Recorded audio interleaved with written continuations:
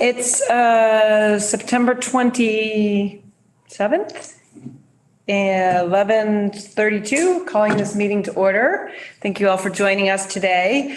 Before we get to Tucker Anderson's update on Legislative Council, I wanted to talk very briefly about the public hearing. I think that I've reached out to many of you about having that public hearing. We thought it would be a really good opportunity to have an evening public hearing. We are thinking about October 18th from 5 to 7. It will be done via hybrid, so you all can attend via Zoom. We don't need everybody to attend, but we thought it was a good opportunity to have a lot of voices heard. If people wanted to talk about whatever they're feeling about sports betting, we thought that was a good opportunity. As you know, we're trying to be very focused on these meetings to kind of go through a presentation, a discussion, and then a decision. So we thought the public hearing would be a good opportunity to have all those other voices heard. Does anyone have any hard conflicts with the 18th? Does that make sense? Does anyone have any questions or comments about the public hearing? Again, you don't have to all be in attendance. I do have a conflict, but if we don't have to be in attendance, then I would just not be. Okay. I can always listen to the public hearing afterwards. Exactly. Do you need to run through what that entails, or are we going to do run a show at some other point? We'll Mike? run a show Okay. at some point closer to the date. And I will plan to be in attendance. And I think Mike will plan to be in attendance. So nobody else, again, needs to be in attendance. If you want, of course, join us. And it will be in room 11. Any other thoughts about the public hearing? All right. Hearing none, we will move on to the agenda update from Legislative Council. Thanks, Tucker. Would you like me to? Wherever you would like to be. All right. This looks a little bit like a witness's chair here.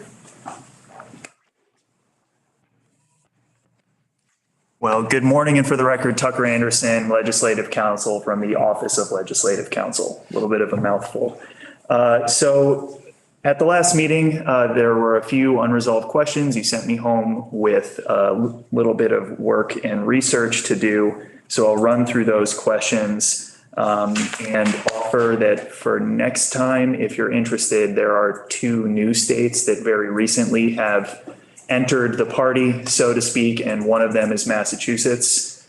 They haven't published the codified version of their statutes yet, but the bill is available. Well, now the act is available, and I can send it to you all and briefly describe what happened in Massachusetts and the structure they're using. So if that's something that the committee is interested in, I can prepare that for you. Thank you. Moving through the questions that were brought up last time, Tate asked, are people crossing borders into Canada to wager on sports events? And is there data that we can look at to see if folks are going to Ontario and Quebec to gamble? And the short answer is that there's a lot of narrative evidence about border crossing, but no data, hard data, that I could find in any of those reports to provide to you. And I will say that at large, when we're discussing whether even state borders are being crossed, that there's a lot of what we might call gray literature or soft literature that describes border crossings to access sports betting, but that most of the data still seems to be not included in that literature and seems to be source data that belongs to the actual licensees. So, you know, the narrative data that I can point you to look at would be examples from New Jersey when it legalized and where people were accessing sports betting applications in particular. So if you were to Google, for example, New Yorkers betting in New Jersey, you'd find a lot of data about how many people were betting in Hoboken. And what you extrapolate from that is that people were taking the 20-minute PATH train ride from New York City to Hoboken to be able to wager on sports. May I interrupt for a second, Tucker? We do actually have a company called GeoComply, and they have a heat processing map that they shared with us that I've given to Mike, and we will have them come in to present that to us. So it shows the Vermonters and the operators contract with GeoComply. So, and maybe we'll hear more about it during your testimony, but we will have that being presented to the committee. It's a fascinating map because it's showing the Vermonters that are attempting to access either New York or New Hampshire or Ontario or Massachusetts, well, not Massachusetts yet. And so they have a nice, I asked them to break that down, like what percentage of that. So we will have that. Excellent. And GeoComply is cited in a lot of these reports that I was finding. Including the next one that I was going to get to is that there's a report from the Massachusetts Lottery. And again, it's a narrative description, but they were looking at how much of New Hampshire's sports wagering market was Massachusetts residents going to New Hampshire to bet. That also addressed one of the other questions, which was from Representative Odie, where are people betting? And if you can look at some of those heat maps, that's a good way to address that. If you can see the hot spots, where are people betting in the states? And does that indicate that folks are crossing borders in order to access the legal market? The next big question was from Chris Curtis. Are there outcome-only states where wagering is limited to final results? So are there states that limit the way that wagering is defined so that you can only bet on the outcome of a particular event? And the short answer is that there are no states that I found that had express limitations on their statutory or regulatory definitions of wagering that would limit it only to the outcome of a game or in a single event.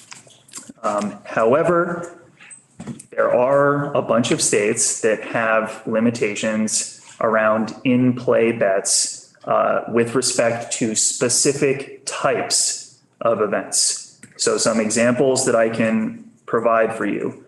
Touch upon the new state, Massachusetts first. Massachusetts does not permit in-play wagers on college athletics. That's a flat prohibition. Tennessee I'm sorry. May I have a question? So is that they don't permit in-play betting on college sports? Is that college sports in Massachusetts or any college sports? Pull that up. The way that it is phrased in Massachusetts' new statute is that sports wagering shall not include the acceptance of any wager with an outcome dependent on the performance of an individual athlete in any collegiate sport or athletic event, including but not limited to in-game or in-play wagers. Okay. So that's any collegiate game. In play or in game? What's happening in the game? Right. Okay, thank you. Tennessee. Tennessee granted authority to its administrative agency to adopt rules to limit in-play bets. And you can find a brief description of that, and the citations are in the Ledge Council JFO report on page 139. Virginia has discretionary authority to limit in-play bets upon request from a particular college, athletic organization, what have you. There's a review process, and the administrative agency can restrict those in-play bets. You can find that on page 143. New Hampshire. Tucker, just, I want to make sure, I think, at least for myself, could you just give an example of an in-play event? Betting on individual performance of an athlete. And again, the actual proposition comes up while the game is in play, and the outcome of the event is not dependent on that particular wager. So it's halftime in a football game, and the proposal is, will quarterback X pass for more than 200 yards in the second half of the game? If it's Tua Tagovailoa against the Baltimore Ravens, maybe, definitely. New Hampshire as an interesting example again. If you move through the way that some of the states have defined what wagering is, some of the states have adopted language from what is known as the Indian Gaming Regulatory Act. It's a federal act that regulates gambling on Indian territory. And they use a tiered structure to describe the type of wagering that can happen broadly. And a handful of states have adopted that sort of structure, New Hampshire being one of them. And in-play bets fall under what's known as Tier 2 bets in New Hampshire. And New Hampshire, at least in their statutory structure, and I re-reviewed the rules this morning, and the rules don't modify this, doesn't allow their retail locations operating these lottery sports betting games to offer Tier 2 wagering at the retail location. So those in-play bets would only be available through the sole statewide mobile operator. Final question from last time. This was from Senator Sears. Does New Hampshire permit wagering on motorsports? So racing. The New Hampshire statutes and rules do not exclude motorsports from the definition of sports events. And the caveat there is that New Hampshire didn't define what a sport event is for purposes of their sports wagering statutes. They defined what a prohibited sports event is and did not include motorsports within prohibited sports events. And according to the betting guides that I could find, you can bet on NASCAR in New Hampshire, at least as a form of fantasy sports. And that might fall under fantasy sports contest rules, but there is some form of wagering on NASCAR in New Hampshire. That's all that I have from last time and for the updates. Again, if questions are coming up for the next meeting, let me know ahead of time and I can always prepare for that. Thank you, Tucker. Does anyone have any questions or additional thoughts for Tucker? What we decided to do is have a standing time on the agenda for Tucker to come in, right, to give your update, because we'll always have things for you to talk about and answer our questions. Okay. Next on the agenda is our guest, Rebecca London, Government Affairs Manager from DraftKings, who's going to give us an operator demonstration.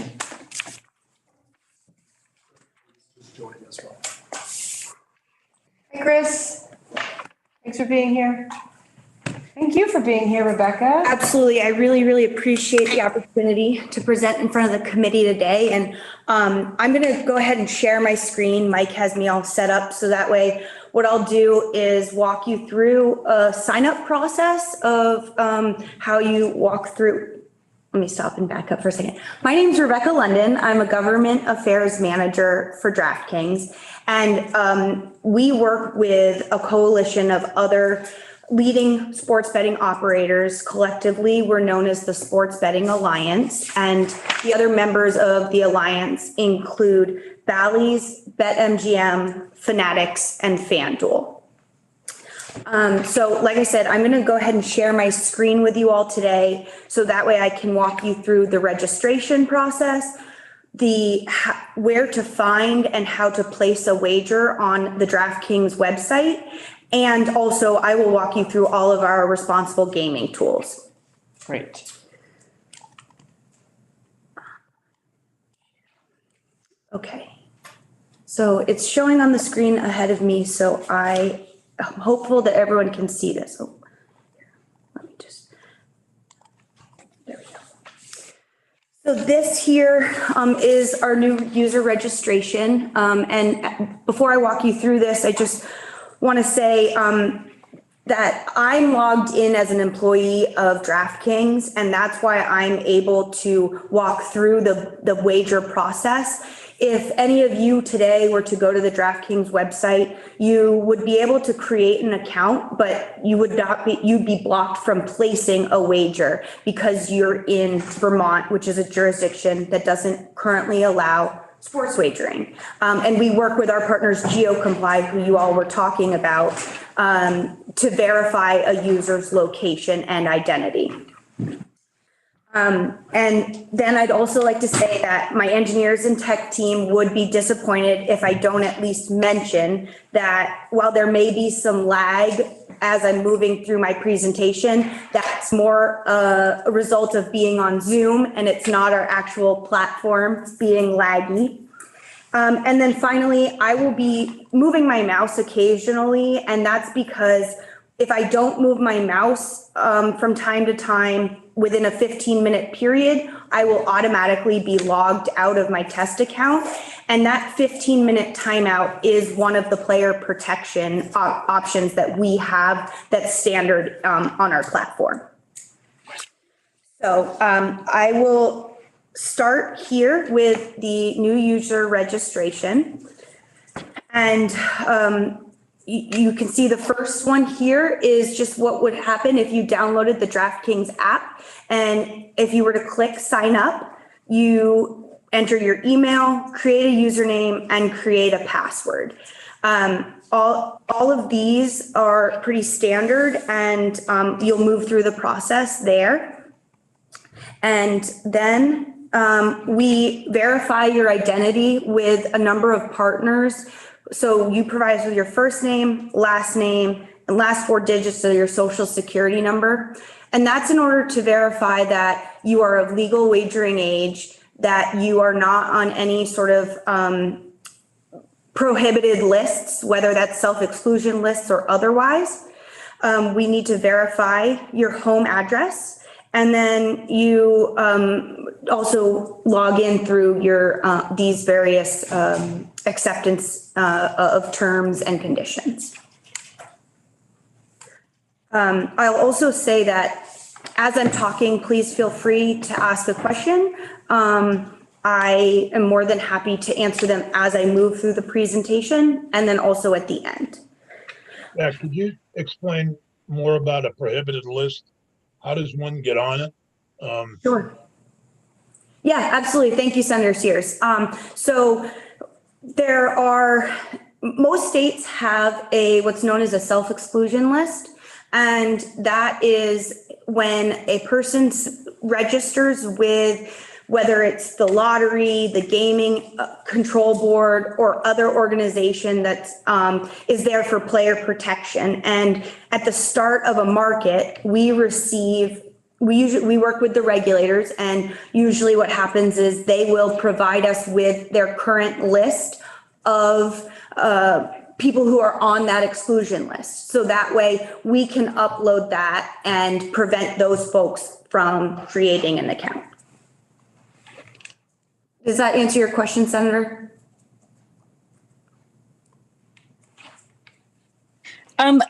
Before we move on, Sure. Rebecca, I'm just wondering, are there any terms or conditions that you find vary significantly from state to state? That's a really good question, Senator Hinsdale.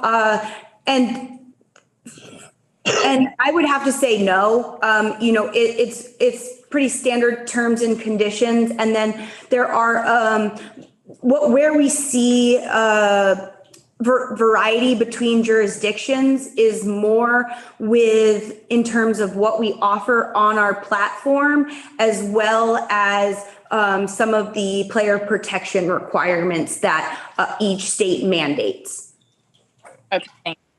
So I'm sorry to clarify. So the terms and conditions would include some of the player protections that the states are requiring. That's correct. It also includes like house rules and internal controls and those sort of the way that we settle bets and those sort of things are included within the terms and conditions. So this morning, as I said, I'm working through a test account on the DraftKings Sportsbook page. For the purposes of this demonstration, I've located myself in Wyoming, which is a state pretty similar in size, population, and demographics as the state of Vermont. Wyoming, and I believe you actually earlier this during the legislative session, the Committee of Jurisdiction heard from the gaming regulator in Wyoming. So this presentation is Wyoming is a competitive mobile only market in that they have multiple online operators, but they do not have retail options. That was the legislative decision that it be only available via the internet and not to have physical locations. They also had zero revenue the first year, I remember. I don't know that is the case, but we can get you the revenue numbers. It's fine. Yeah. Thank you. It's in testimony in Senate Economic Development. Great. So if you were to log in a legal jurisdiction, what you would see in front of you is along the side of here is all of the available wagers, markets that are available to wager on. As Tucker was talking about, this is one area that varies jurisdiction to jurisdiction because it's the legislature and the regulator have the power to decide which events they allow to wager, and within those events, which sort of subcategories are allowed as well. And so, as Tucker pointed out, some states have in-state college prohibitions and that sort of thing. From an operator's perspective, and this is something for your committee to consider as you prepare your draft legislation, we encourage that most of that authority be given to the regulator because it's oftentimes more nimble in making changes and updates to the betting catalog, which allows the state to not only stay competitive with the illicit market, but also as you see changes just in markets, you're able to protect your consumers in a more nimble way than it having to maybe pass legislation and go through that process. And then Tucker also talked about the leagues being able to restrict certain wagers by working with the regulator.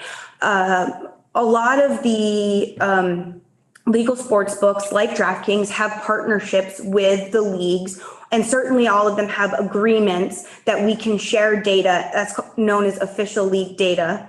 And we work with them on wagers that they may want to see or not see be offered on our platforms.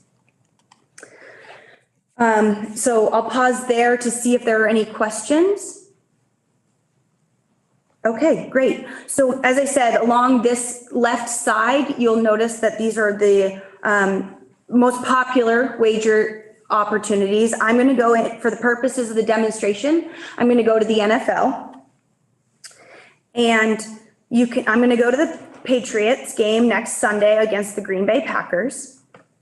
And you can see here what's known as our game board. And these three categories, which I'll go into in a moment, are our three most popular wager types. They're known as the spread, the over-under, and the money line. The spread, which is this first column here, you win a point spread by both predicting the winner of a game with the final score factored into your selection. The winner of the wager is determined by either adding or subtracting a determined number from the final score. So in this example, the Patriots are given 10.5 points on the final score, and the Packers would subtract 10.5 points on the final score. So by way of this example, if the Packers were to score 31 points and the Patriots were to score 14, and you took the favorite, the Packers, your bet would win because the final score minus 10.5 points would be 21.5.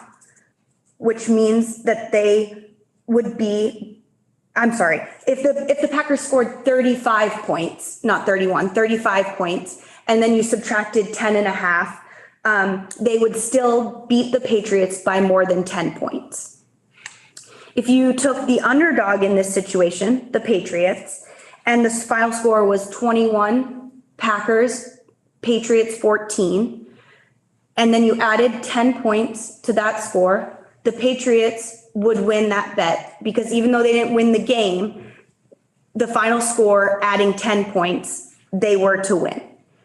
If it results in a tie, it's known as a push, and all of the patrons' money is refunded. The second type of wager here is the over-under. This is simply picking whether or not there will be more than 40 and a half points or less than 40 and a half points total scored at the end of the game. So do you think that Patriots and Packers together will score more than 40 points? And then finally is the money line. Put simply, this is choosing the winner of the contest. It only includes odds that a certain outcome will occur. In this instance, if you wagered $100 on the Patriots, you would win back $410. So I'll click on that for the purposes of this example. And you were to say 100, place a bet of $100, we would pay out $510. The payout is your initial stake plus the winnings, which in this case would be $410, for a total payout of $510. Can I ask a question? Absolutely. So all of these bets have to be placed before the game starts? Correct. Yes. And I can go into in-play wagers after this as well. And then on the flip side of the coin, if you wanted to take the Packers on Sunday to win, you would have to bet $520 to win 100. So the total payout would be, in that case, would be $620. May I? Yeah, absolutely. Thank you. First of all, apologies to the chair and the committee for my tardiness. Had a grumpy equipment issue at the cafe. So start there. Thank you. My question for you is, who do you use to set the lines? Who sets the spread? Who sets the over-under? Is that a universal organization all of the platforms refer to? That's a really great question. So DraftKings we're the only vertically integrated sportsbook company in the country. So we actually have all of that information in-house. But a lot of the other operators, there are other back-end folks who offer those, that they have traders and linesmen and odds setters. And those folks, the company that a lot of sports books work with is called Kambi, but there are other ones that's Kambi. But there are other ones that folks work with to help set those lines and odds. Okay, thank you. So those are, as I said, those are really our three most often wager types. But if you click into a game, so this is showing the Patriots at the Packers. And so as we said, is these ones this is for the whole game, the spread, the total, and the money line. But you can also wager other, how many points you think will be scored in the first half, how many you think will be scored in the first quarter, second quarter. There are nearly limitless options of ways to wager, but they're all subject to the regulator approval. So what typically happens is the regulator will approve, say, the over-under of NFL contests. So it's not that every Sunday we have to go to the regulator and say, please approve the Patriots versus Packers over under. It's more or less a blanket okay. And then when there's a new event type that we want to offer a wager on, we go to the regulator to say, we think that there is interest and we think that we can provide the integrity of this event, provide for the integrity of this event, and we can, do this in a regulated way that you've seen we do with all our other wagers. So, May I ask? absolutely. How often are you seeing a new event type? How often are you identifying a new event type that you would then go seek approval from the regulator? That's a great question. To be honest, it's not high frequency. Once the market is up and set, and especially, to use the example of Wyoming, they used their neighbor Colorado as a guide for their catalog of events, and using other states' catalogs for the launch of the market can be really helpful because which markets are most likely to be wagered on and that you want to include. And then if down the line there becomes another opportunity for whether it's a new sport that has gained in popularity that would want to include in the catalog, or if you say that the legislation did initially ban in-state college wagers, and then in a few years the legislature removed that ban, then of course that would then also need to change the regulations and go through that process. So it's not particularly frequently, but it does happen from time to time. And you could avoid the going back and changing the legislation if we were to set it up to give the rulemaking authority to an agency. That's correct. Yep. Thank you. Absolutely.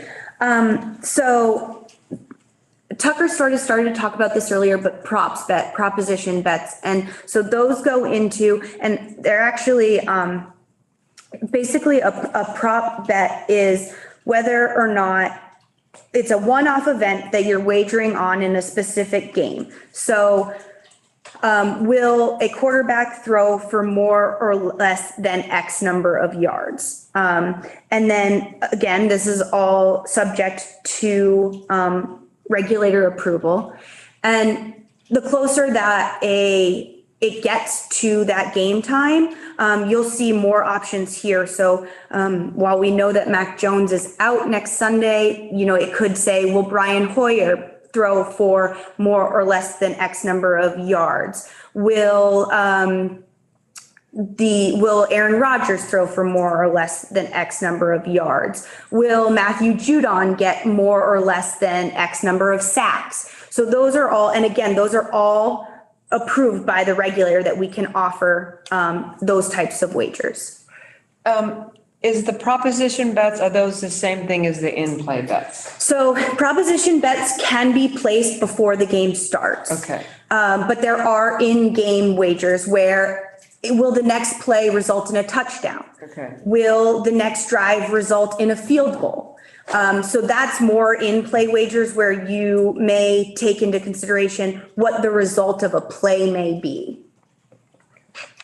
Or whether, who will take the ball, will it be a passing play, a throwing play, who will catch the next reception, those sort of ideas. Can I just let the committee know that I can't see if your hand's raised. So if you have a question, just jump in, because we're seeing Rebecca's screen share.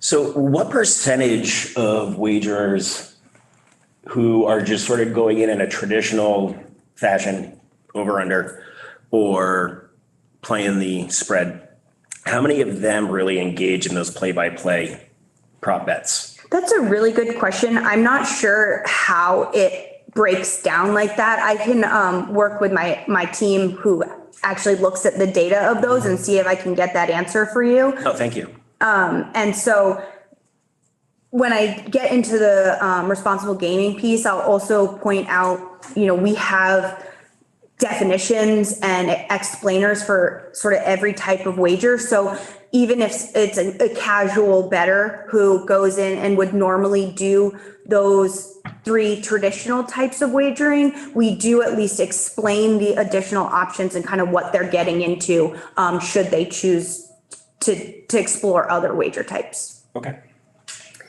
And then there was a question in one of your earlier hearings about whether we see, how we handle seeing a number of wagers, if we see high action on one side, action wagers on one side or the other.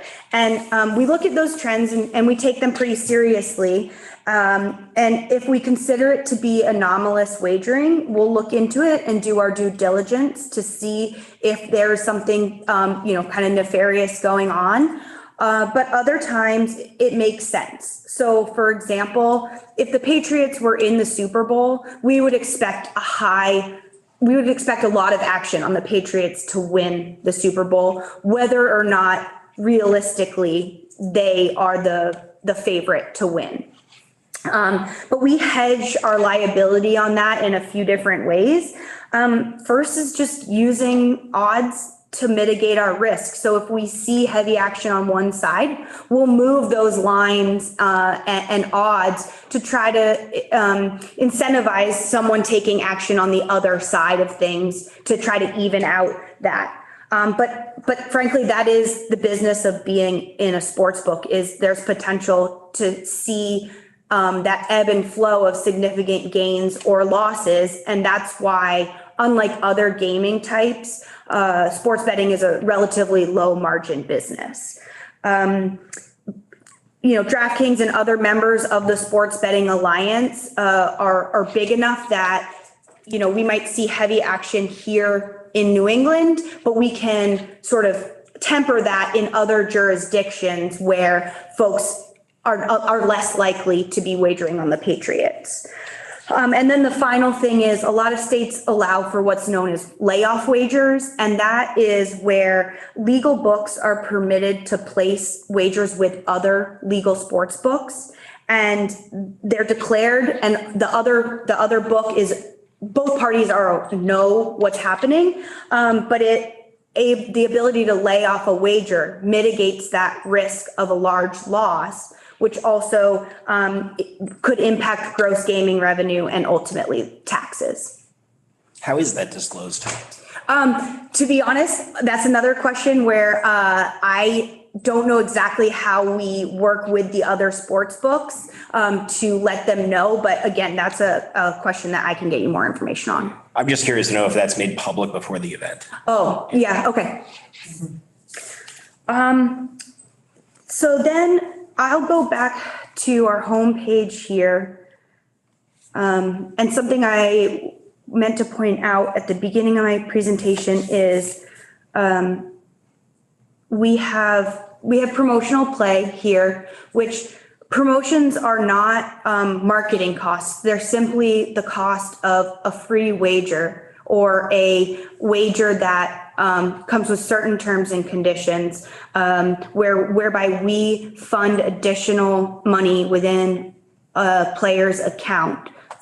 And the reason we use promotions, particularly when a market launches, is to incentivize users to leave the illicit market and come to the legal regulated market.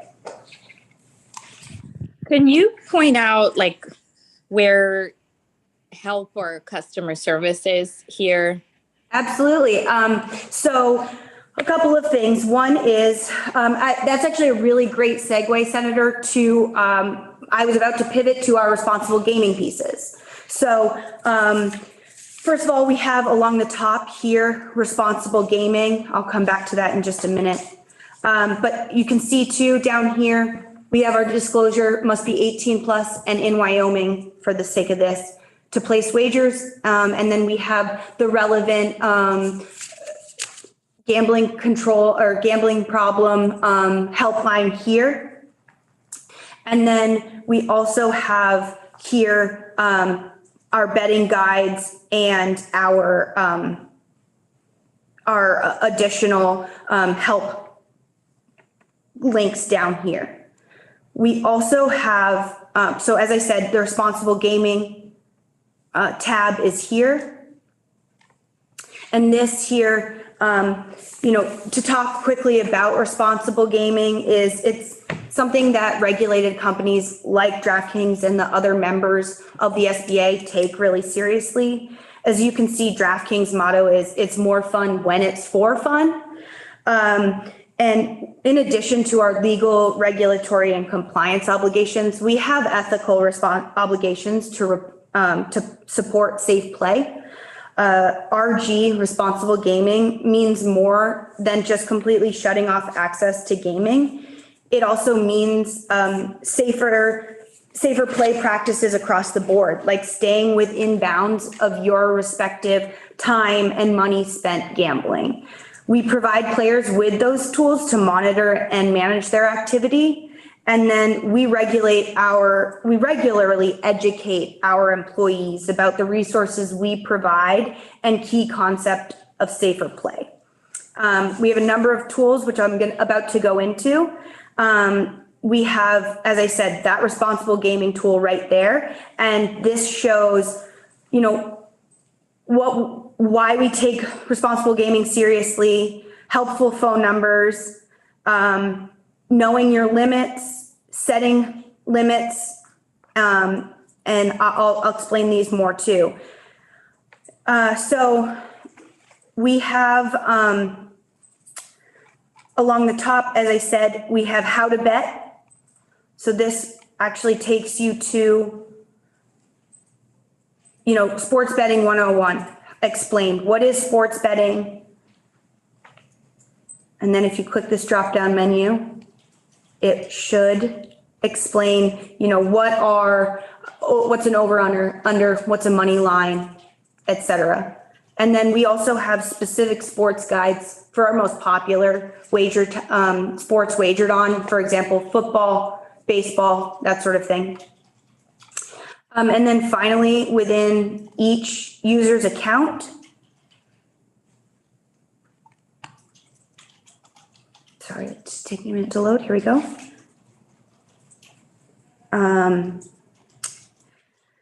You have your transactions statements here so you can see how much you've wagered and how much you've deposited. So is that where players can set limits? Yes, Where it are is. those Yep, considered yep. Where people can set limits I need to. in terms of the amount or the number of bets? I'm just gonna, sorry, I need to log back in. I think I was,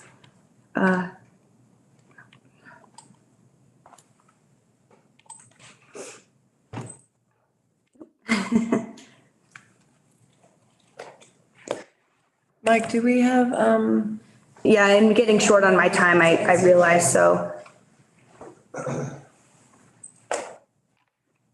I have a question if I could. Yeah, absolutely. So if I sign up for DraftKings, Mm-hmm.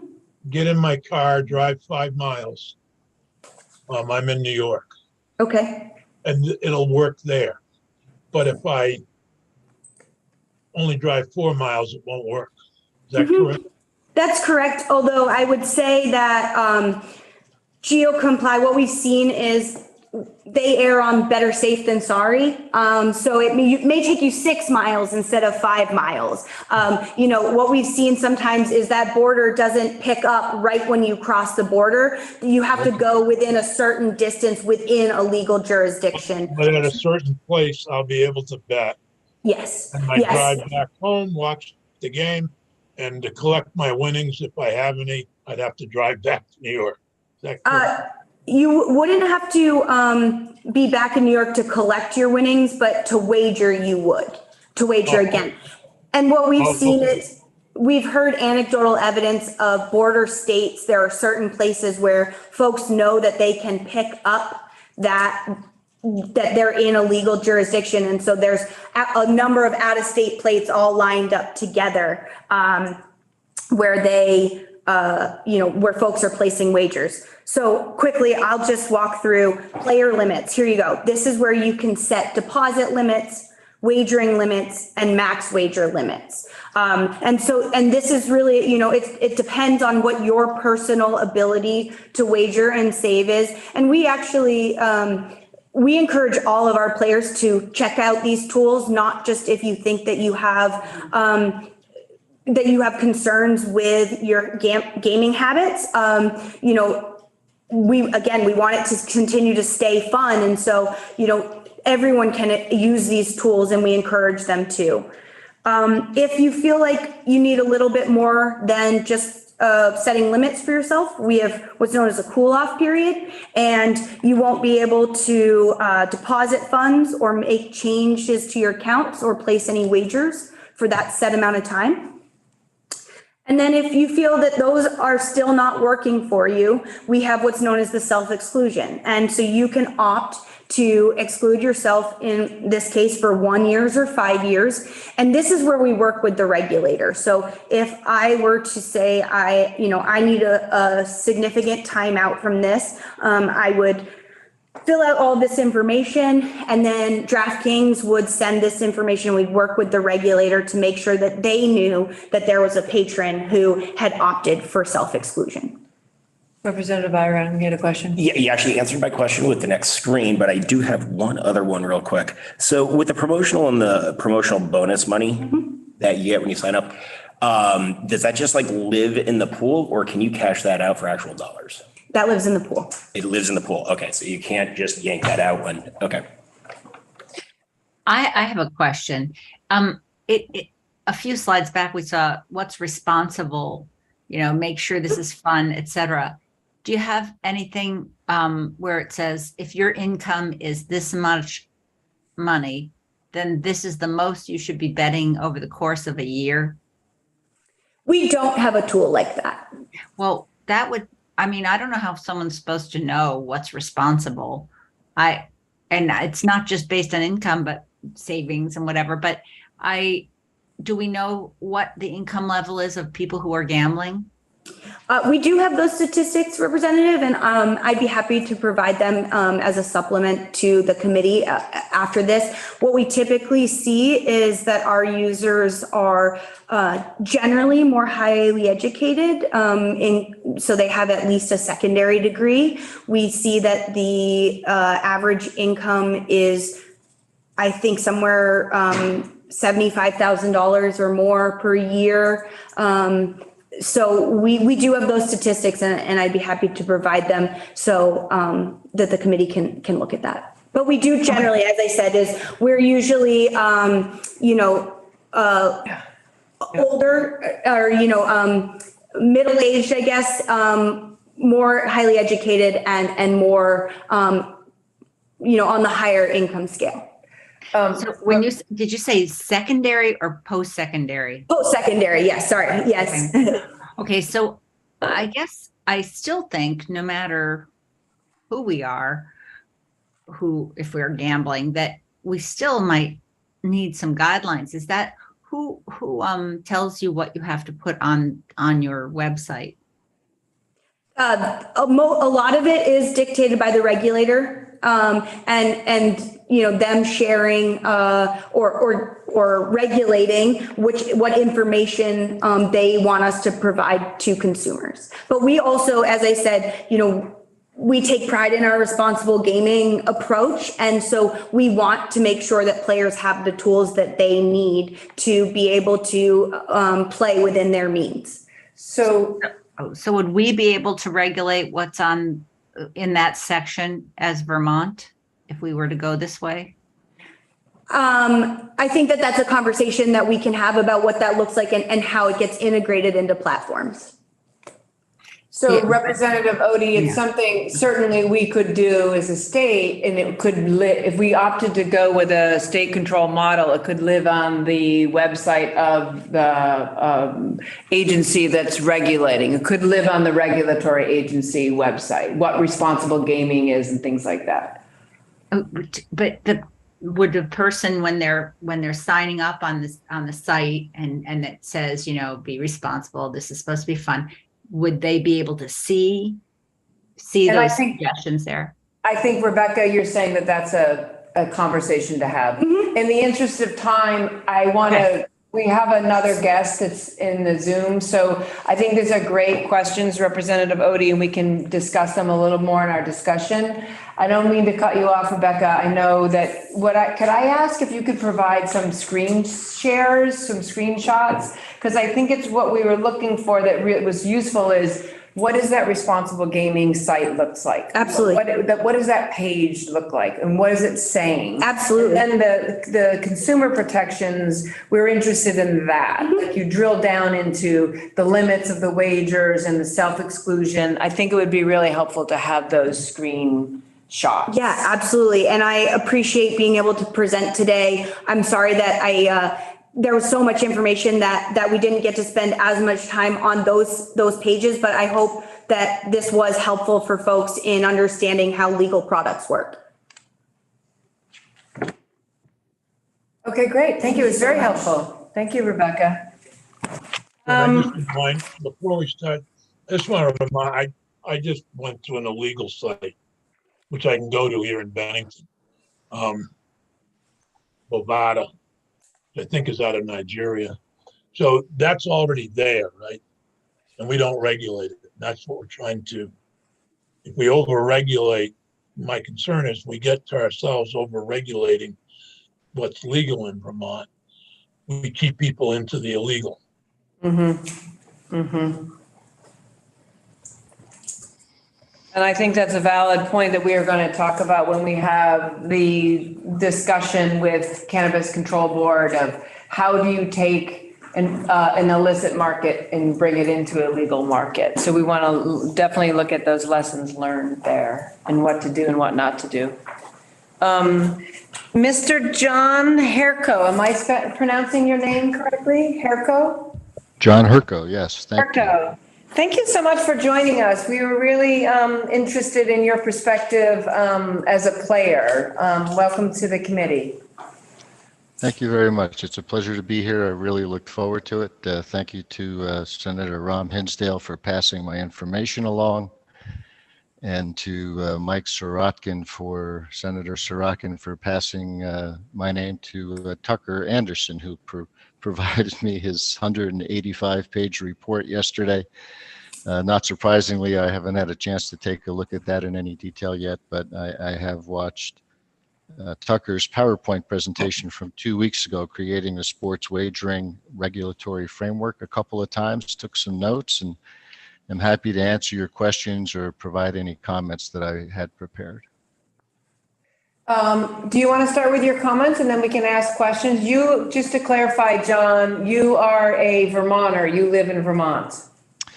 Yes, I live in Williston. I've lived in Essex Junction and Winooski, and have been in Williston coming up on 3 years. I worked at UVM Medical Center for about 27 years, and this March have come to a new organization that supports some of the area colleges and provides some shared payroll and benefit services to those colleges. I was a HR professional for most of my medical center career with a significant concentration in employee benefits. Excellent. And so I think it would be useful for the committee to hear about your experience as a player, right? If you're in Vermont, I guess the question is, where are you going to bet? You're not betting legally in Vermont, so maybe you could walk us through that perspective. Sure. Well, it's been interesting to reflect back on the experience on this subject. It goes back a long time. Several interests in this. One as a taxpayer, I think the state's missing out on some revenue. As a player, it would be nice to have the convenience to be able to take advantage of the DraftKings app. And even beyond both of those, I think I have something of just a curiosity about it in general, which is probably why I found Tucker's presentation so enlightening. And I wish I could have listened to Rebecca's entire presentation too. It's just a fascinating subject to me. I've read books on it that go well beyond playing strategies, and my experience in betting maybe first exposure to sports books in Las Vegas and to illegal bookmakers a long time ago. More recently, the DraftKings app, which I've used when traveling. I think the only recent time where I've been in a place where I could bet on a premise was the Rivers Casino in Schenectady. I think that was back in January, and they had a bank of about 20 kiosks set up outside of their bar. They had a small counter there with maybe 3 sportsbook tellers where you could wager. So that was probably my most recent retail exposure, but everything else has been online. I think in Vermont, I have taken advantage of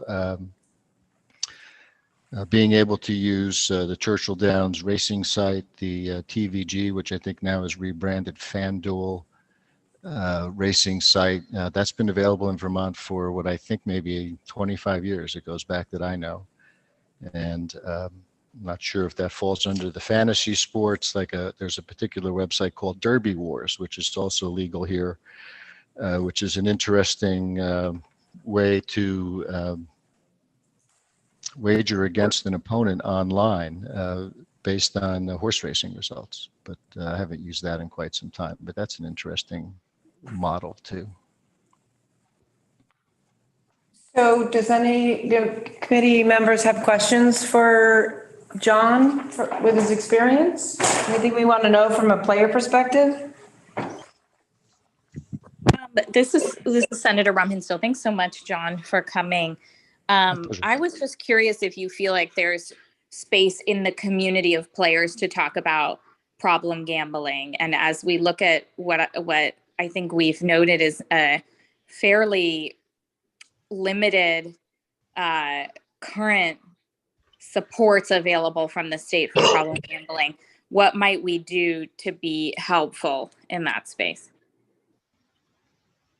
Well, I think as a player and a citizen, I support what you just saw on the DraftKings site, where a player is able to set deposit limits by day, week, or month. I think there were betting limits. There were time limits, which I've found interesting. I think I'm not a big social media user, but I can see how DraftKings has borrowed from the philosophy of trying to get users to interact over a long period of time. I think that's probably what a lot of in-game wagering does, which is not really something that I often take a look at. But I could see how people could spend a lot of time on that. And even if you're not doing that, you saw the breadth of the wagers and the number of sports and the number of types of combinations. You could spend hours just browsing, which I'm not quite sure I spent that much time when I first got the app, but it's safe to say that I was surprised and somewhat amazed at what had taken shape while I was living in a jurisdiction that didn't allow it. So with that, what type of events do you find yourself wagering on, and how are you wagering within those events? Well, I think it goes back to my first exposure, and I think Christopher Curtis brought this up last time when he asked if any states had limited the wagering to game outcome only, which is pretty typical for me. Usually, it's either single or maybe a multi-game parlay wagers, 2 or 3, or depending if it's a very small bet.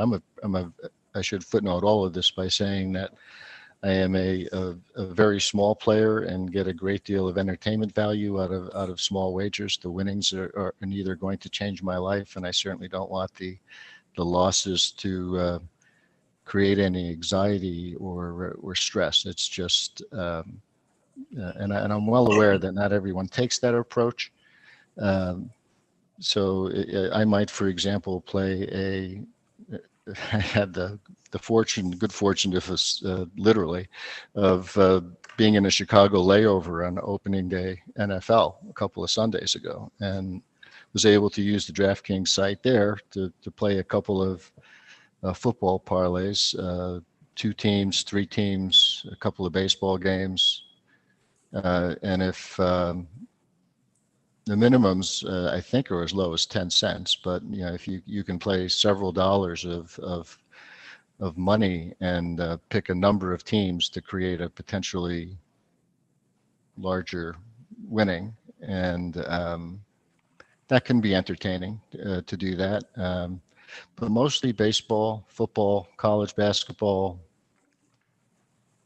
some golf occasionally, futures bets. You can get some entertainment value out of that, where you pick someone now to win the Masters next year, or you pick someone now to win the Super Bowl, the NBA championship, maybe upcoming major events in tennis. And there's a lot of stuff out there that I don't pay attention to. UFC.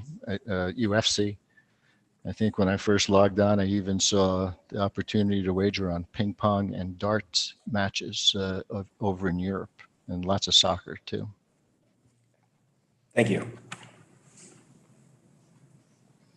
I might add one thing about that. I had some comments about some of the proposition bets and the player stats, and you folks talked about the role of fantasy sports in probably luring in the younger player, where knowledge about rosters might be considered helpful in making wagers. I'm not a big fan of those types of bets, but I acknowledge that they can be a lot of fun in events like the Super Bowl, where you might have proposition bets like is the longest field goal over or under 35 yards, or is the longest touchdown over or under 3.5 yards. And when you've got a game that is drawing so much media attention, it literally starts to make every play something. And we've had some very entertaining pools run with 25 proposition bets like that. It can be fun for a lot of people to get into those. Do we have any other questions for John?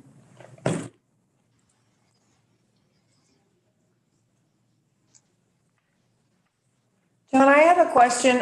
Do you ever use any of those player limits? Do you think that, you sound like you're having fun, which is right what DraftKings is talking about. Do you find that you, as someone that's, bets small, or is a small player, as you say, or in it to have fun, are you using any of those limits? Well, I thought about that since I watched the presentation and prepared for today. I went back in and looked at that, and I had set a daily limit. And I think that the reason that I did that when I set the account up, and I was in Vermont when I set up that DraftKings account, and I was able to fund it. I set that up maybe in large part as a security in case anyone compromised my account, that they wouldn't be able to bet more than $100. But I did use the other. I did over the last couple of weeks fill in a number of those other fields that you saw for deposits. Although I don't view that as a threat for me, but I acknowledge that there are people out there who will be intoxicated by what the app offers and how easy it can be, and I think at least a small step would be to have those limits available for people to set. And perhaps, I don't know if they allow this or not, but I don't know that I would support. I don't think it's a great idea to have credit cards as a funding option. That's probably how one has to do it for that Nigerian site that Senator Sears mentioned. Or Thank you. Any other questions for John from a player perspective? John, go ahead, Senator Sears. Not necessarily for John, but he raises an interesting question, and that is, how do you put up your money to deposit? Do you have to use if you can't use a credit card, you use a debit card? What the different states require for that? Because that is an interesting comment. Yeah, the horse racing sites are called advanced deposit wagering sites, and those, as the name implies, require that you link a bank account, provide a social security number, and the transfers are instant. There are some other ways that you can fund, but that's certainly the most convenient.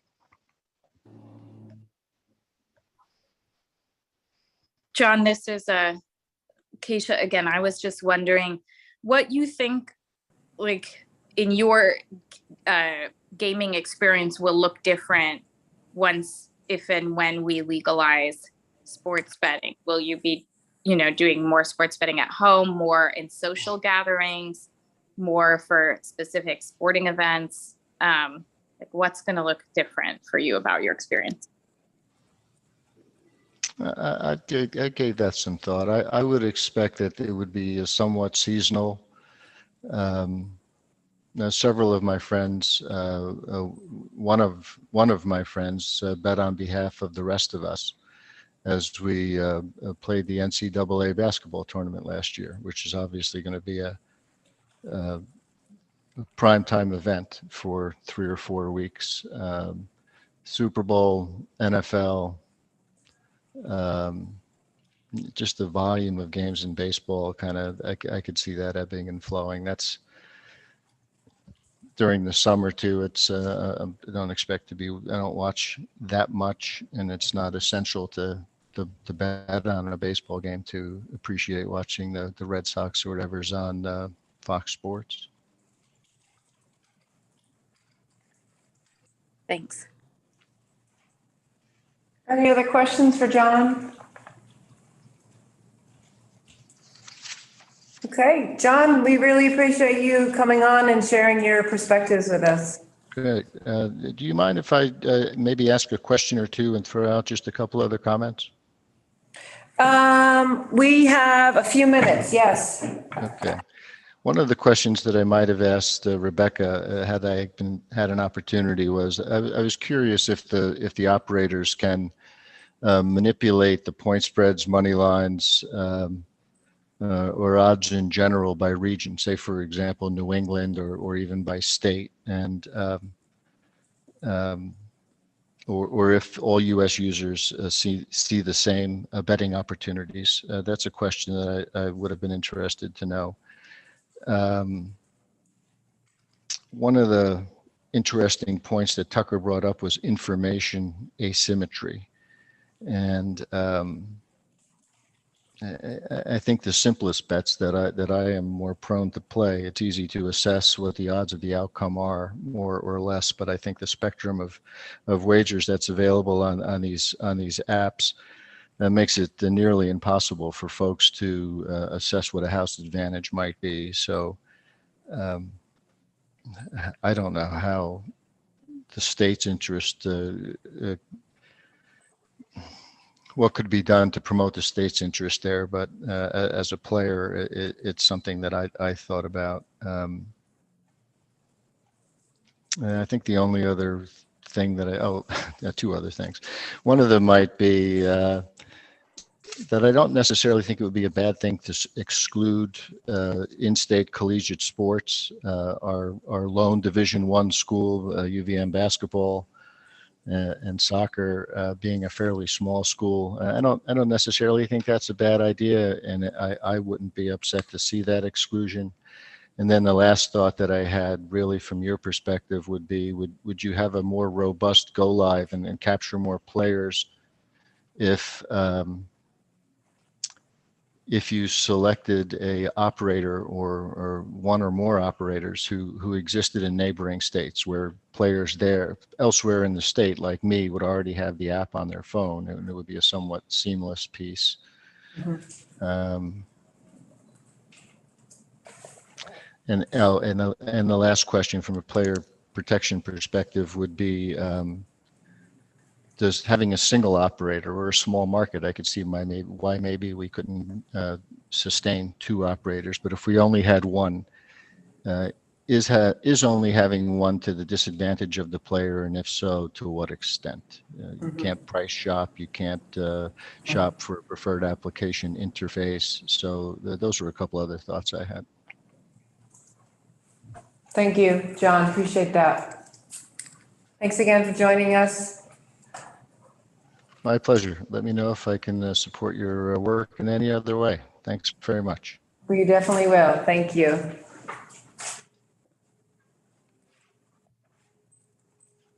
Chris Curtis, thank you for joining us. You're up soon to talk about consumer protections. I think this is very specific to fantasy sports. You had mentioned in the last meeting about the aligning maybe the consumer protections we have in place for fantasy sports with sports betting. And so you were going to give us a presentation on what the fantasy sports consumer protections look like.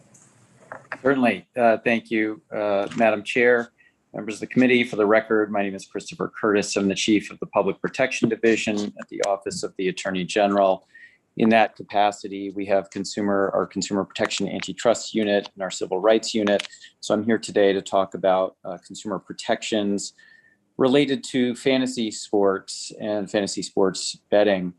At the outset, I want to orient all of you to the relevant statutory references in play here. So we're talking about in Title IX, Sections 4186 and 4187, which have to do specifically with consumer protection and fair and truthful advertising in fantasy sports.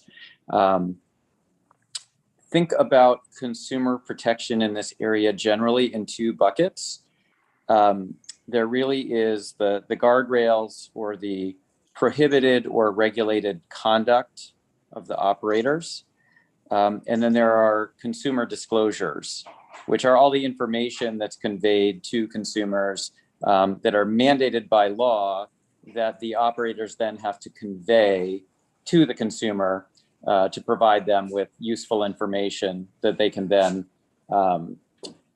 use or not as they see fit. But the notion is that information provided to the consumer is in some ways sort of the first best step in consumer protection, because you need to know both what's available to you, what the product is, the nature of the product, and you need to know what the problems might be, or in this space, of course, potentially addiction resources and things like that that might be available to you as a consumer. So all of those things are spelled out in the laws.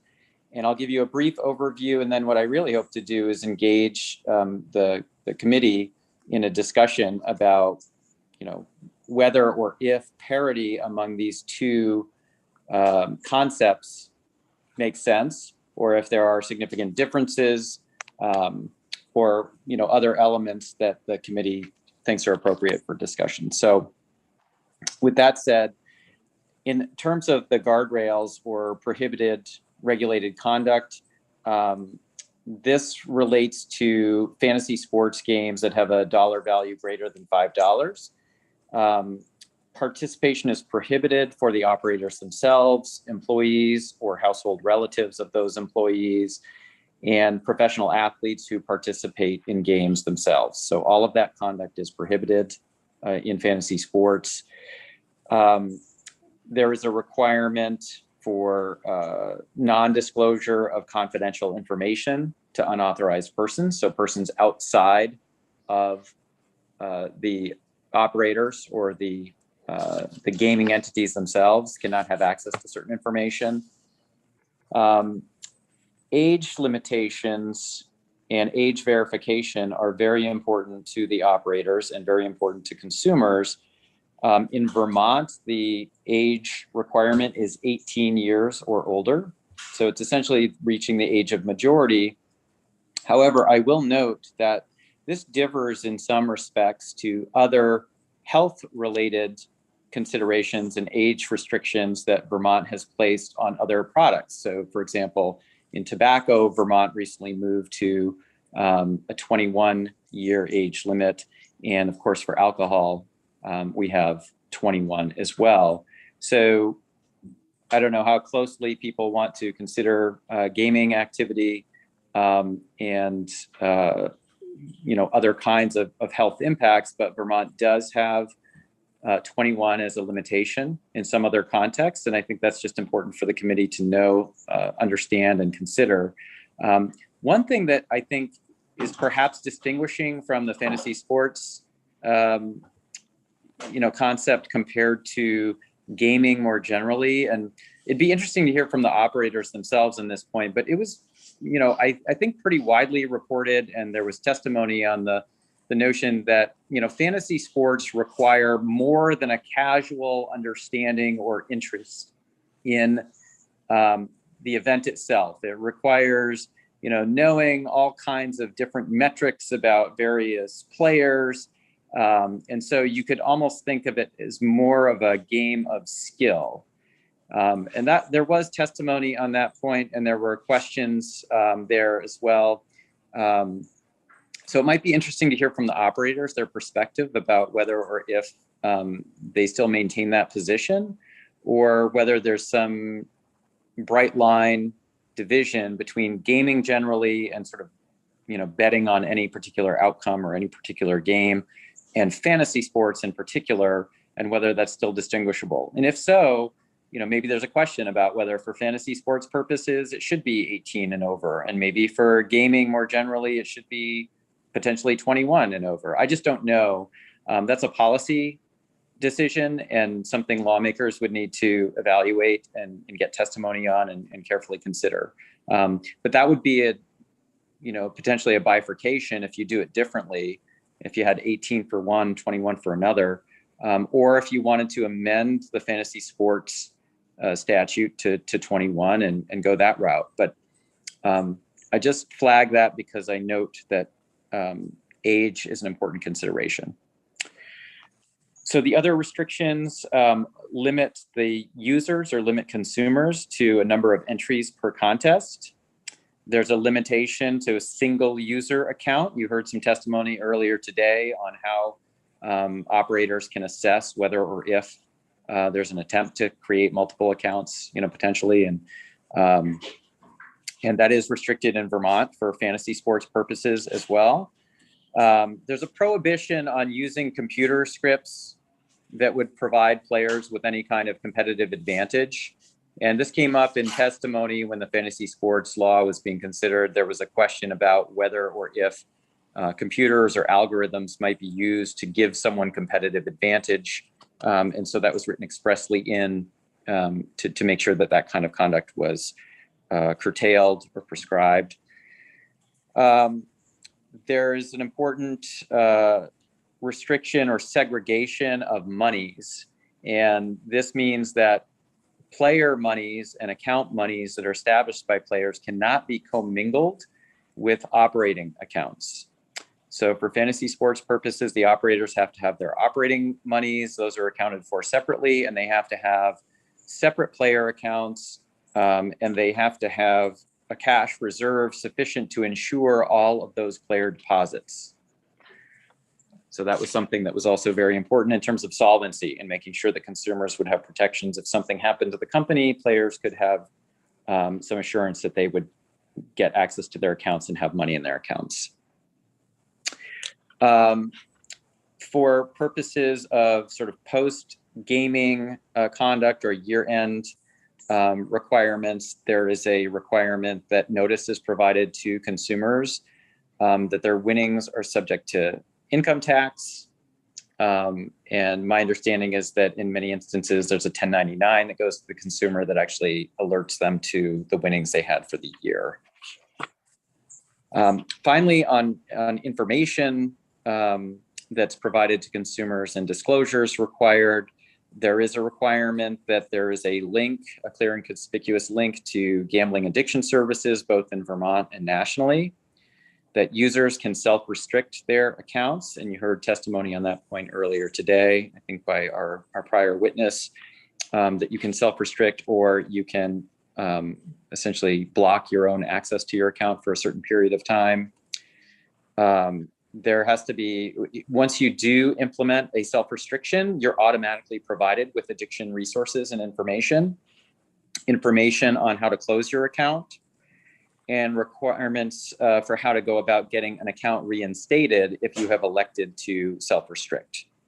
So those are all important aspects of consumer information that are disclosures.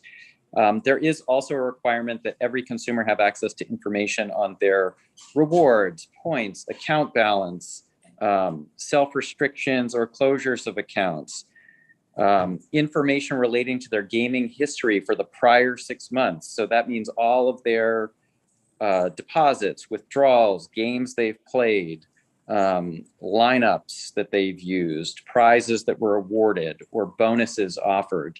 So all of that going back 6 months is required to be provided to consumers on request. There is a prohibition on the extension of credit. Someone had asked earlier both about use of credit cards. That's of course your own credit, but you cannot, for example, go over your account and expect that the operator will somehow extend you additional resources. So if you have exceeded your account limitation or there's no money in your account, you're not going to be able to draw on other funds that are provided by the operator. There's no credit extended to the user or consumer. Furthermore, there are restrictions on the use of youth images, which includes both the depictions of youth, but also there are no betting on college, high school, or youth sports. That's an express prohibition in the Vermont law. And then finally, there's an annual audit requirement. A copy of that audit is sent to the Attorney General's office. We do receive those audits, and there's a track record of receipt. In fact, we just by way of example, in March of this year, we received the audit by a third-party auditor from DraftKings, by Reuben Brown, which is an auditing outfit out of St. Louis, Missouri. And they forward that to us annually by their regulatory operations managers. So that is the sum and substance of the consumer protection elements laid out in 4186 of Title IX. There is also a section, a relatively brief section on fair and truthful advertising, which basically relates to the prohibition on youth access, and I think is an attempt to not make this an attractive area for youth to be interested or engaged in. And so that requires that there are no images of minors or students or schools or colleges, that information about problem gambling resources is provided through advertising, and that there's no misleading information that's conveyed in advertising, that all the information that's provided in terms of rewards, bonuses, benefits to consumers, it all must be accurate and capable of substantiation.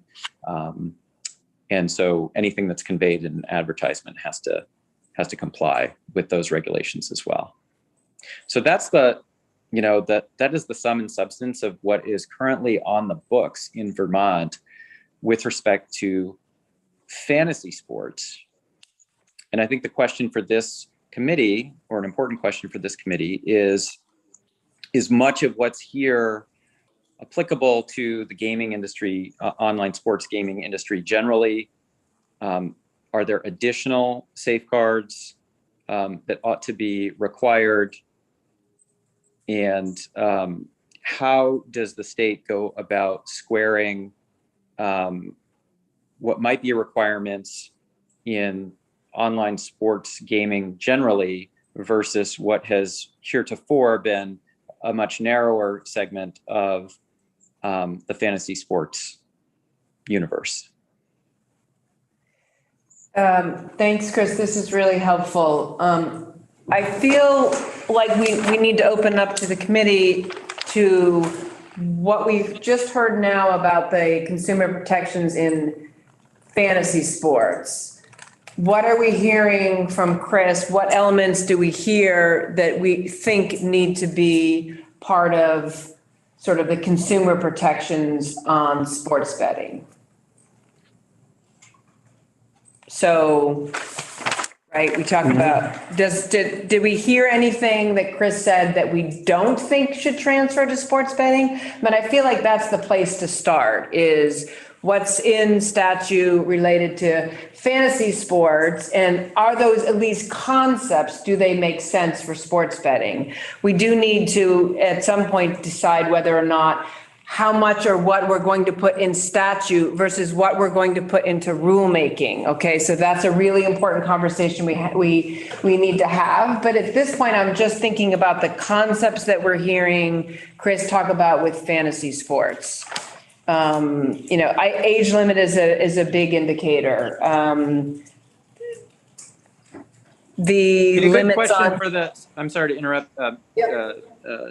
Chair Knight, but a good question for the operators might be just operationally, if some of the same operators are doing sports gaming more generally and also offering fantasy sports options, if they've adopted a regulatory regime that tracks with Vermont statute, they may have a perspective or an interest in sort of just expanding those to, in terms of the ground they've already covered. It might be interesting just to hear from them. Like, could you effectively just take what's already on the books in Vermont and expand that and extend it to all of the other gaming activities should Vermont elect to legalize sports gambling generally? Or are there areas that don't appear to work well based on experience at this point? Or are there other areas that hadn't previously been contemplated that should be employed because they mirror or are consistent with what's happened in other jurisdictions and can be quickly and easily implemented?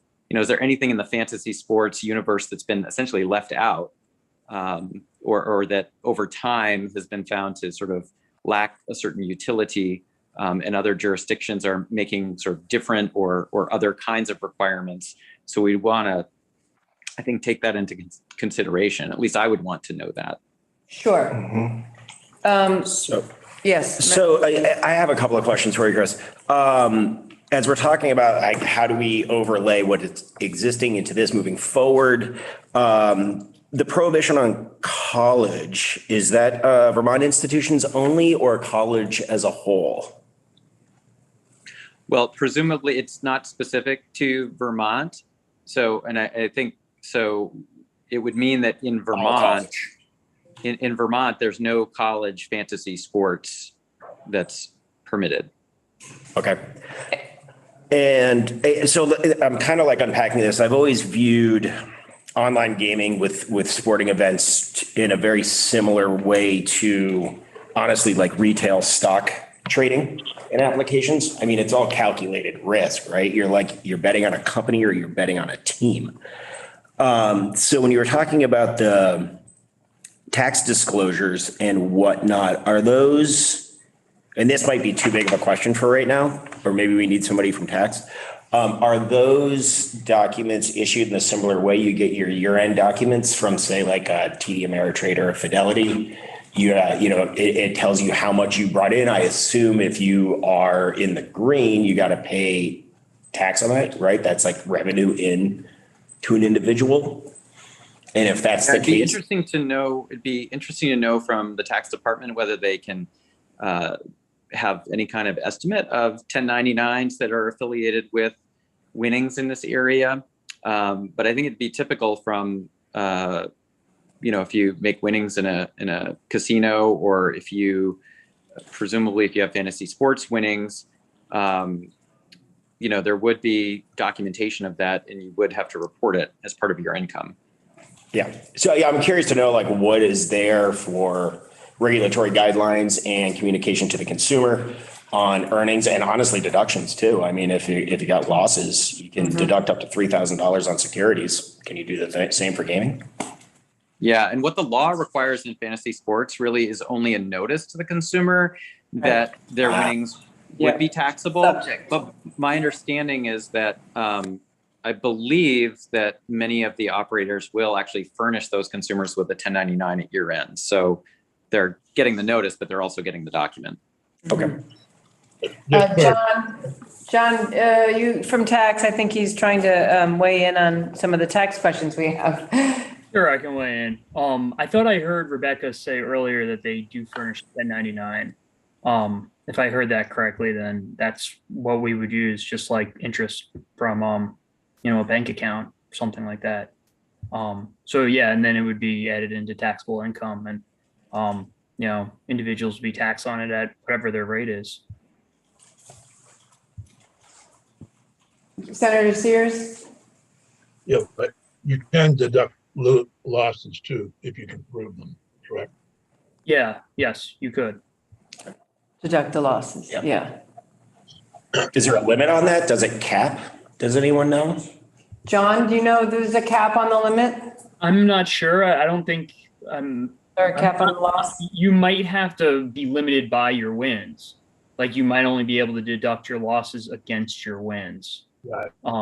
Correct. So if Yeah, your yeah, losses yeah. exceed your winning, then you're not going to be able to deduct.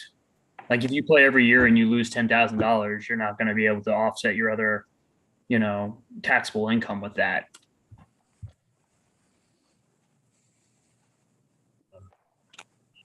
At horse racing in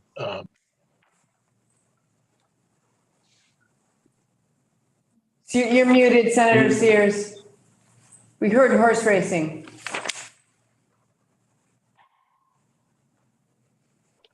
Oh, No. you're muted again. Doing everything I can. There we go. Okay. And my experience says that at horse racing at Saratoga, there are windows where you get the form if you win over a certain amount in a race. And the IRS, is there for that. I don't know about the state tax. Mhm. Representative Odie? I thank you. I know there are answers to this, and I think we should get the answers from the tax. The answers to the questions that we're asking about tax? Yes. Sure, but John, I thought you answered them, right? Didn't you answer them? You're gonna answer them. I thought so, but if there's All more. right. Can you repeat that then?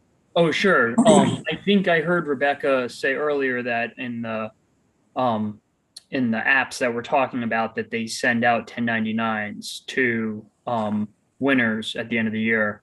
And those 1099s would be just like other 1099s, like interest or anything else. And it would be part of income that the IRS would pick up on. And, then that would flow into Vermont taxes and we would get it as well. And you could offset with, if you have losses, you can offset winning with your losses, but you can't offset other income that you have with losses. So like if all you have is losses, you're not going to be able to deduct all of it if you never win, I guess. Does that answer? I think that answers. That does. Okay, thanks. Yeah. Thank you. And we'll follow up with the operators on the question about, do they furnish 1099s to their players? Okay. Any other, Chris, you wanted to say something? I was just gonna say, I think maybe the question is just if the laws and regulations as applied to fantasy sports gaming are already on the books, they're already functioning.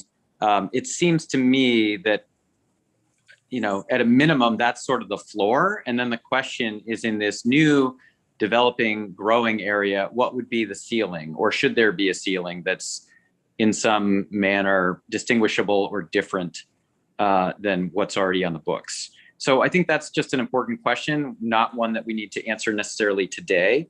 But I think folks should just percolate on that. And in my mind, the key question is, again, are there key distinguishing characteristics or factors that are fundamentally different for sports gaming generally,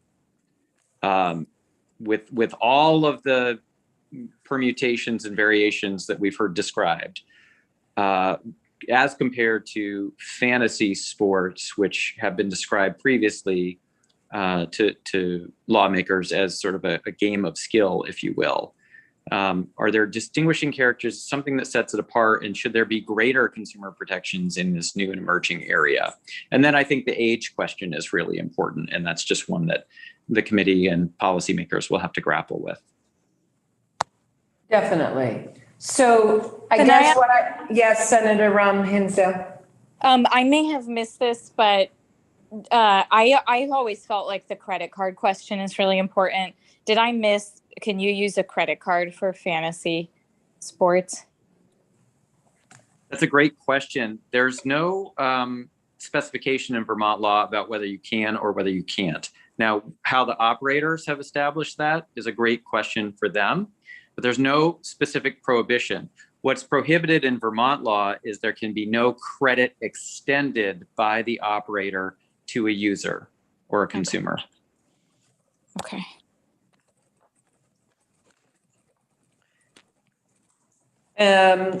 Any other specific questions for Chris? I guess I would want to go back to my original question, which was, is there anything that we're hearing Chris describe in the fantasy sports? Do those make sense for sports betting? Is there something in what Chris has described that doesn't make sense? I'm trying to, again, we want to try to lead us towards a direction or decisions each meeting if we can. So are we leaning towards understanding what Chris has described with the fantasy sports guidelines? Do those make sense? Do some of them make sense? Do none of them make sense? Do we have a sense of how we feel about what Chris has described in terms of those consumer protections? I think it's a great jumping off point. I think it makes sense to have the two things parallel. I think what I'd like to see possibly if maybe Tucker could provide or someone with one of the agencies or departments is sort of maybe bullet points on Title IX, 4186 and 4187. So we can take a look at that independently. And then we can discuss, we can make suggestions as a committee on how to augment that to have the two parallel. Yeah.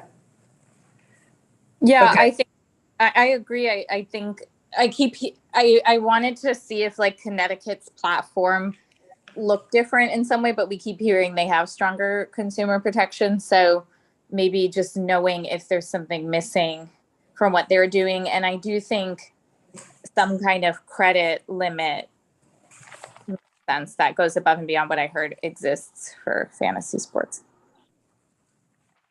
Okay, so can we have then Tucker for the follow-up, provide us a matrix or a bullet of those Title IX, if you mentioned Representative Byron, that would be helpful. Senator Rom Hinsdale, you're identifying that you like the idea of prohibiting the extension of credit, right? We don't want operators to extend credit to players, correct? Right. And I thought I had heard that in other states, they limit the use of credit cards, which sounded like more of a limitation than what we have in statute for fantasy sports. Chris Winters, did you have a question or do you want to add a point? Yeah, thank you. Thank you. I'll just add in real quickly here. A little bit of information on the current fantasy sports operator registrations that we have. We have 17 active registrations at this time. I think the law has been in place since 2018. And I guess one of the questions that I had, and I apologize if this was covered, was the enforcement provisions around this and what happens. And I don't know if Chris Curtis has any experience with this, if we've had any complaints, but what happens when a registrant or an operator violates the terms of the statute and we get a complaint about it? Where does the enforcement process go from there? How does enforcement take place? It's a great question. To my knowledge, we haven't had complaints. And as I mentioned, we do receive the audit reports, which is also a function of the current statutory regime. So those are typically describing compliance measures. So if we did receive a complaint and it wasn't simply a complaint about someone being upset for having lost some money, we would certainly look to the statute and look to identify whether or if there's been an unfair or deceptive act committed. And if there has, then the Attorney General's office has, of course, enforcement authority. Presumably, if there is a Consumer Protection Act violation, the consumer also has a private right of action and could pursue remedies as well. But if it did come to our attention or was brought to our office, we would review that just like any other complaint with any other producer of a good or service. Thanks, Chris. So Chris Winters, thank you for the information on the, I wonder if we could follow up with, of those 17 registered fantasy sports operators, are any of them also operating sports books in states that allow legal sports betting? And what are those guidelines for registering as a fantasy sports operator? Maybe those are things we could follow up with you on, Chris, or you could follow up with us. Yeah, I could get that information to you. Just quickly off the top of my head, having looked at those 17 this morning, I believe there were some names that I recognize there that are also sports betting operations. That would be helpful. I would like to talk about the 2 points that we're hearing right now in terms of things we need to figure out. And we don't necessarily need to figure them out today, but if there's a direction that the committee feels we can go in, let's discuss that. And that is the age limits. Do we have a sense, how do people feel about whether or not it should be 18 plus like the current lottery is and like fantasy sports, or is it something that should be 21 plus like tobacco and alcohol? Are there any thoughts on that?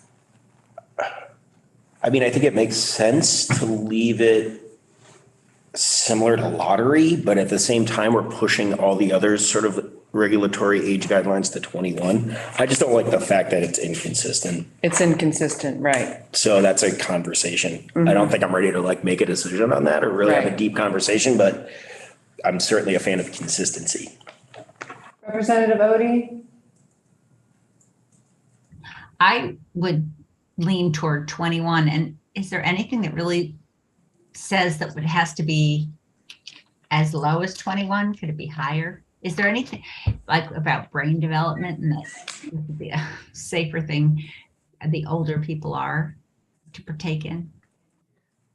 Although I'm hearing that we're trying to maybe be consistent about some of those age limits. So well, for me, protection is more than the consistency. I think there's a legal market question too, but I'm just, maybe it would help to know in other states that do allow 18 plus, how many 18 to 21-year-olds are engaging in sports gambling. I don't know that they make up a big proportion of the lottery. I feel like they're just really different products, like that young people going in and getting a lottery ticket feels really different than going on an app and betting. So I think, Tucker, you will be able to give us the information on the number of the age, right, for the states that have legal sports betting. We have that. Yes, and I'll pull back up the policy decision matrix that the Senate committee considered in the spring. Yes. One of the categories that committee looked at was what are the ages in all of the states. Okay. And the preponderance or majority was 21. There were 3 or 4 states that were 18 plus. Okay, so what I'm hearing about the age is we want to look at that matrix. We'd like the age limits to be consistent. In a perfect world. I'm just trying to regurgitate what I'm sort of the messages I'm hearing. I'm also hearing from Senator Sears that we don't want to over-regulate, right? We're trying to bring in an illicit market to a regulated market. So we need to be careful about too many regulations. I heard that earlier. And then Representative Odie, you're talking about leaning towards more protections so that would be 21 or more. Senator Sears? Well, while Tucker's doing the research, do other states have lotteries that allow at 18, for example, to buy tickets or younger? And do they then do 21, say, for the sports betting? That's a great question. Are there inconsistencies throughout those other states? So Tucker can do that as well. I will tell you on the Vermont lottery, it's 18 plus. We have absolutely no data on our players. We have no idea how many of them of the Vermont lottery players are between the ages of 18 or 21 or over 65. So we have nothing to share on that, unfortunately. The other thing that we talked about is the use of credit or the use of credit cards. Is there any sense right now amongst the committee that we should not permit credit card use? Is that something that's in your policy matrix, Tucker? No. It was not. The NCPG did provide recommendations to the Senate committee in the spring, and a prohibition on the use of credit cards was one of those recommendations that was incorporated in the drafts that the Senate put together. Although I thought I remember Senator Sorokin saying that while we might not permit credit cards now on the Vermont lottery, we might not want to prohibit that for sports betting at some point if the market evolves that way. I don't know. I don't necessarily recall that conversation or testimony. I only remember the materials that were. Okay, and we will have the NCPG as the National Council of Problem Gambling, and they are coming as a guest presenter sometime in the next couple of weeks, I think. So we'll be able to hear from them. Okay.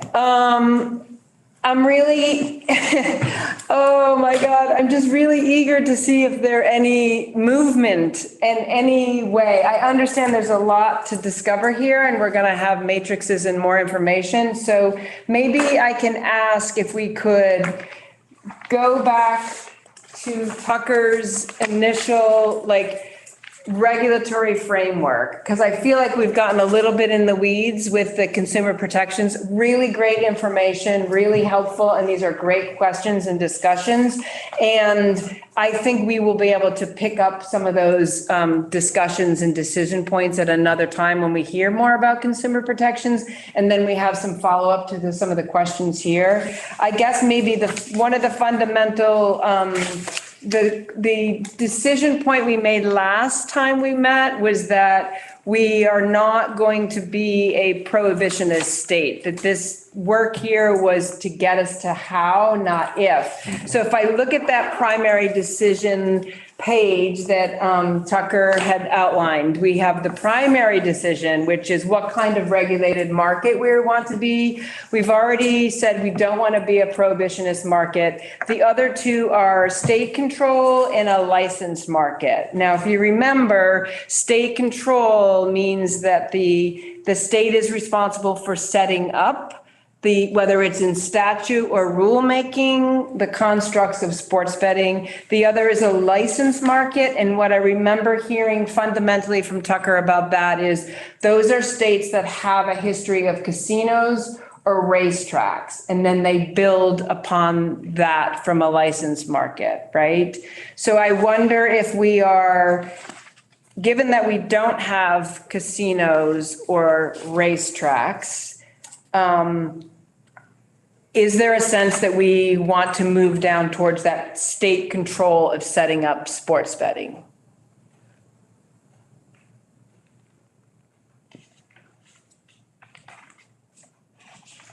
Or do we need Tucker to review those two options again?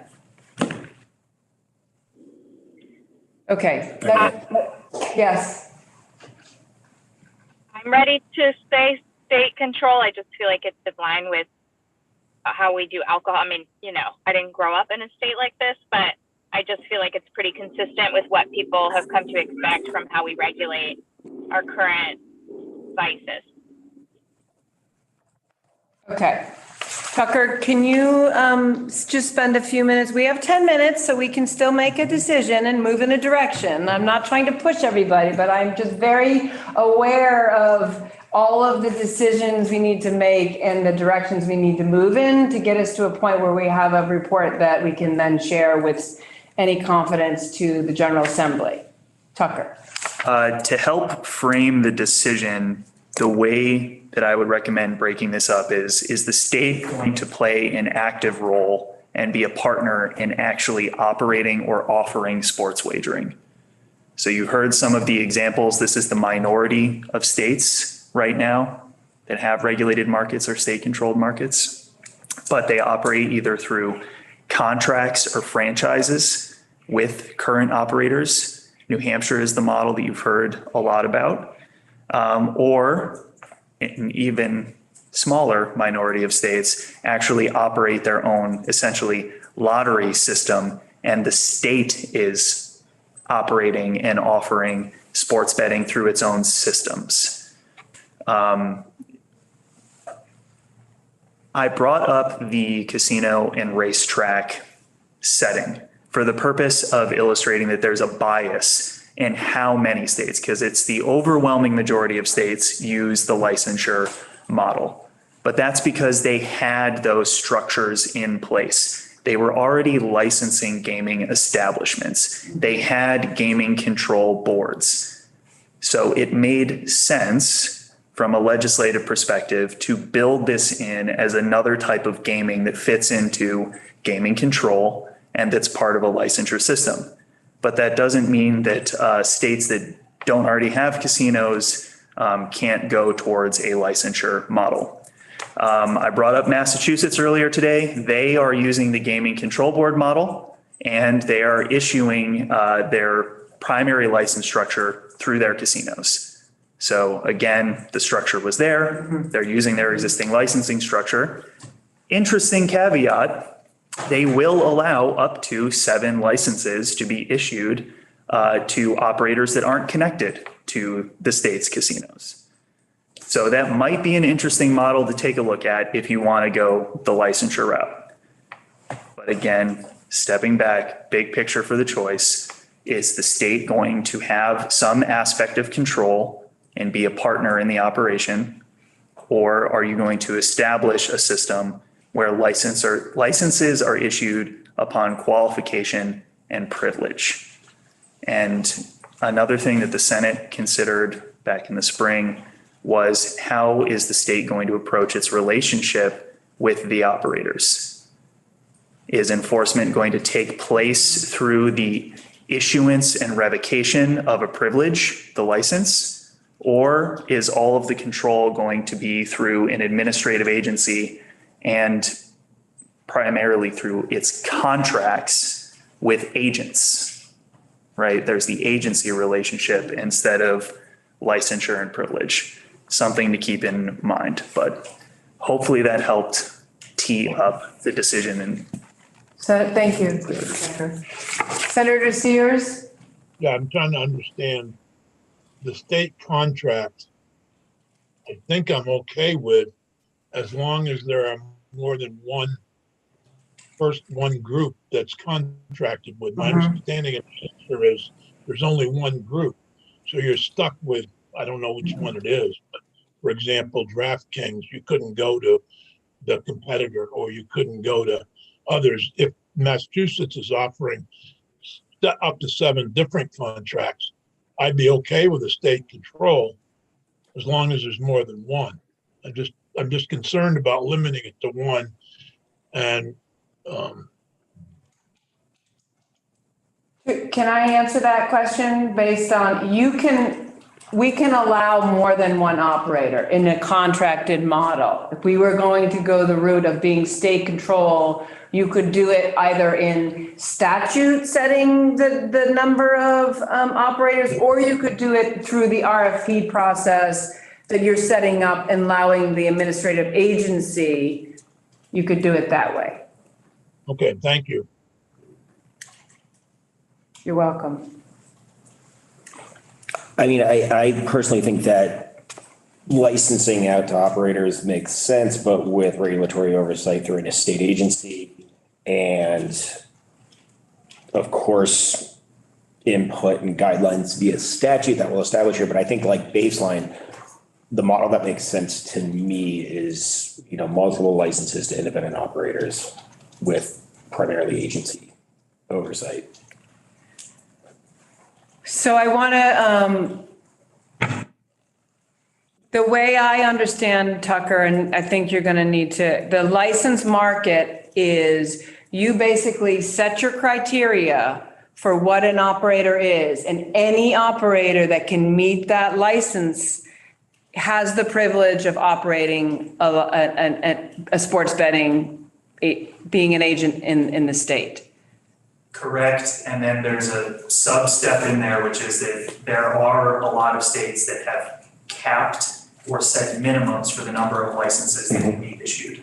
So qualifications get you access to the license, and then some states might run, for example, first past the poll, first to get into the market gets a license. There's a cap of, I'm pulling the number off the top of my head, so I don't know if it's accurate, but 5 or 7 in West Virginia, right? Some, like I said, have de facto limitations because you have to partner with an existing entity like a casino or an Arizona professional sports franchise, right? So there's a limit there. It's not everyone in the world that qualifies gets a license. It might be a numerical limitation. It might just be you have to partner with someone in the state, and there's a limitation there.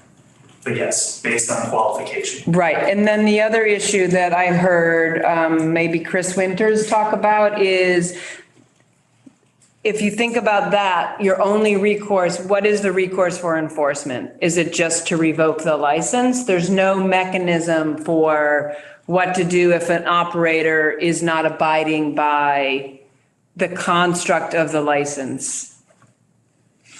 There's also the opportunity to enforce civil or criminal penalties, which, for some operators could have immediate ramifications in other states. But yeah, you can have civil and criminal penalties in addition to licensure revocation. I think a fine structure is worth a conversation. Pardon me? A fine structure, like financial penalties for. Right, yeah, right. Yeah. But I guess and then a state-controlled model, you could still have the regulatory agency licensing the operators. In the state control model? Yeah. Yes, and I'd have to go back and look at New York, but New York has several layers of licensure inside of a competitive bidding process for the, primary, I think it's called platform provider. Right. So that once they did the competitive bid, they chose the operators, then they would license those operators. I could be remembering wrong, but I was left with the impression that New Hampshire had much more ability to set their revenue sharing rate because it was state control. So I don't feel like we heard the pros and cons fully around that.